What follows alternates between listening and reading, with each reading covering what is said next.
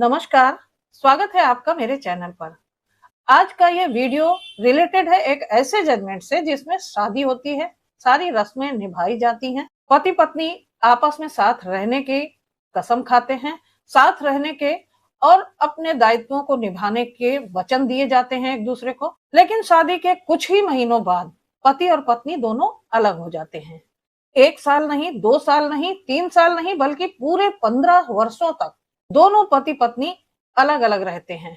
ना ही कोई उनके बीच में भावनात्मक लगाव रह जाता है और ना ही कोई वैवाहिक संबंध जिसे कंजुगल रिलेशनशिप कहते हैं आप। ना कोई परिवार, ना कोई बच्चा और ना ही कोई भविष्य। लेकिन फिर भी दोनों का विवाह कानूनी रूप से जिंदा था। लड़का लड़की को डिवोर्स देना चाहता था, लेकिन लड़की डिवोर्स देने के लिए तैयार नहीं थी। सवाल यहाँ पर यह है कि क्या किसी विवाह को कानून इसलिए जीवित रखेगा क्योंकि विवाह का प्रमाण पत्र अभी मौजूद है।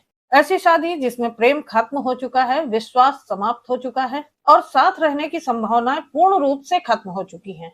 ऐसे विवाह को कागजों पर जीवित रखना न्याय कहलाएगा या फिर सम्मान पूर्वक उस विवाह को समाप्त कर देने में ही न्याय है। आज मैं आपको ऑनरेबल सुप्रीम कोर्ट के एक ऐसे जजमेंट के बारे में बताने जा रही हूँ जो सिर्फ एक डिवोर्स केस ही नहीं है, बल्कि विवाह संस्था यानी कि इंस्टीट्यूशन ऑफ मैरिज और ह्यूमन डिग्निटी को भी समझने का एक अच्छा मौका है।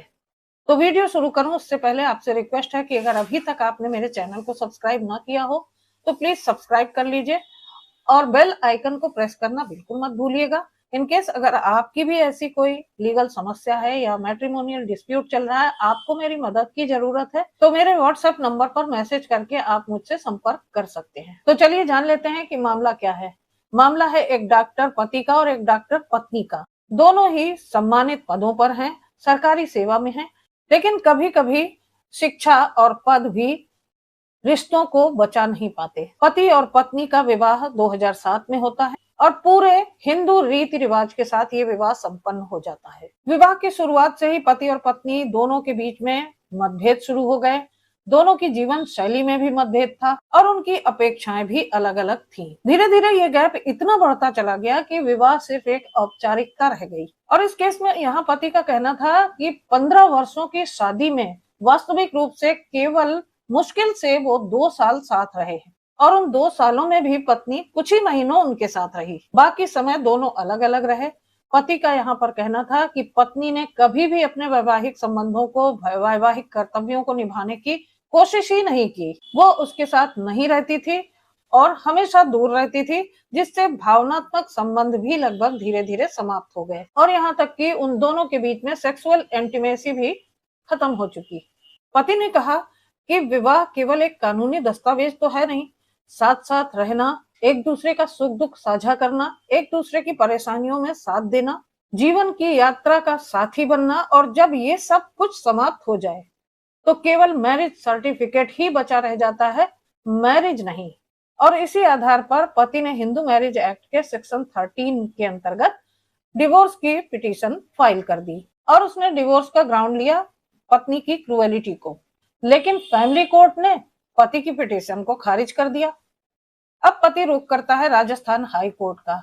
हाई कोर्ट में जो भी उसके द्वारा एविडेंसेस सबमिट किए गए थे, जो भी पिटीशन डाली गई थी, उन सब का अध्ययन बड़े ध्यानपूर्वक किया गया और पाया गया कि पति ने मेंटल क्रूएलिटी को साबित कर दिया था और हाई कोर्ट ने पति को डिवोर्स की डिक्री ग्रांट कर दी। और हाई कोर्ट के इस जजमेंट के अगेंस्ट पत्नी ऑनरेबल सुप्रीम कोर्ट तक पहुंच जाती है। ऑनरेबल सुप्रीम कोर्ट के सामने पत्नी का कहना था कि वो तलाक नहीं चाहती, वो अपनी शादी को खत्म नहीं करना चाहती।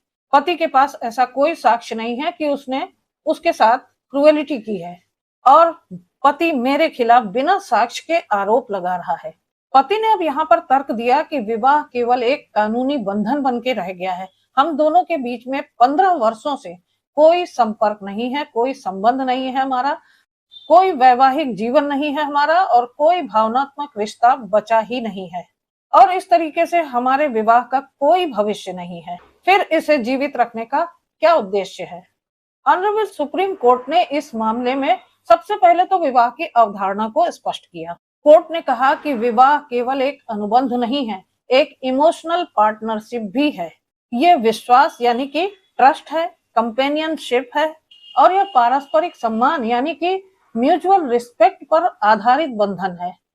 और इस तरीके से यह एक मानसिक, भावनात्मक और शारीरिक सहयोग का संबंध है, जिसे मेंटल, फिजिकल और इमोशनल सपोर्ट कहा जाएगा। और अगर इससे ये सारे एलिमेंट्स खत्म हो जाते हैं तो फिर विवाह केवल एक कानूनी खोल बनकर रह जाएगा।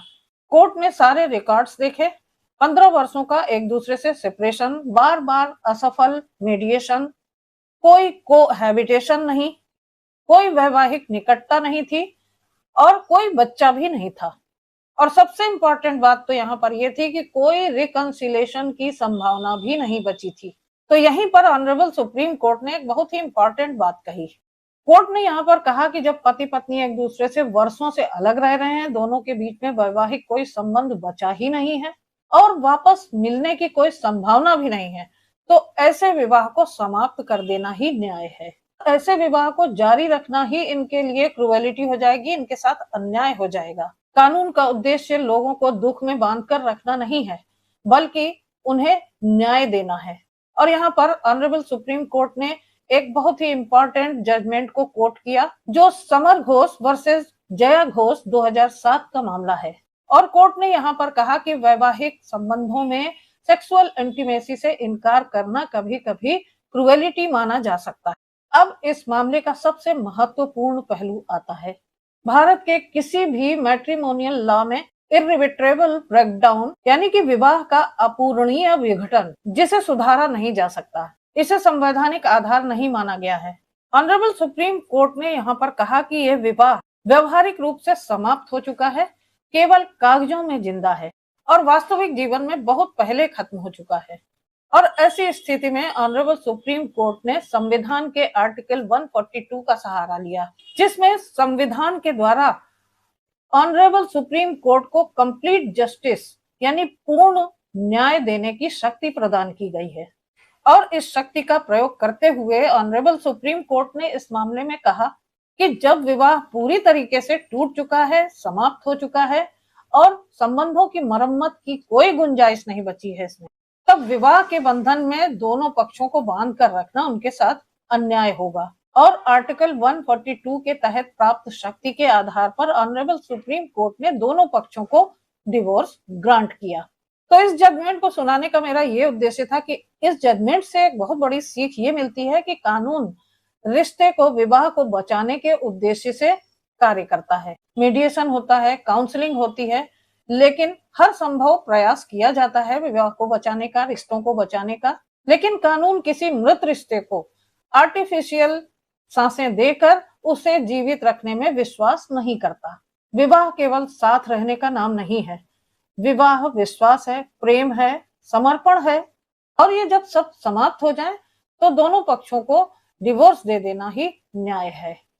ऑनरेबल सुप्रीम कोर्ट ने यहाँ पर एक बहुत ही अच्छी बात और कही कि कभी कभी विवाह को बचाना न्याय होता है और कभी कभी विवाह को सम्मान पूर्वक समाप्त कर देना भी न्याय होता है।